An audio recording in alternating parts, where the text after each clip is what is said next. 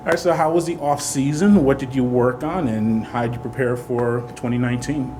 Off season was good. We worked a lot on blocking. I think we have a really strong front net. We're a bigger team than we were last year, and so we worked a lot on blocking, connecting with the setter. We had a couple freshmen come in that getting their connection, and then obviously defense, serve, receive. So we worked on about everything, but just really working as a team, doing things collectively, cohesively, that kind of thing.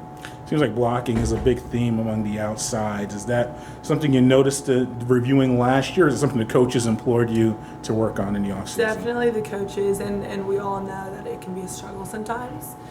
So we're always wanting to, get blocking reps in, do anything to help us get better. How about the depth of your outsides? You have yourself and you have about 4 or 5 other players that could be in that rotation for only a handful of spots. How has that been going this preseason?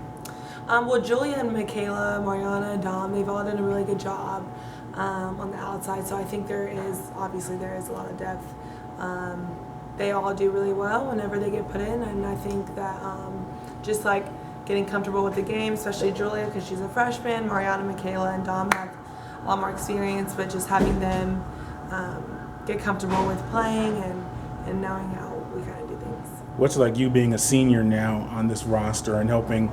You mentioned some freshmen and sophomores and just getting them acclimated to ACC play. Yeah, I think just being open to having conversations, to talk.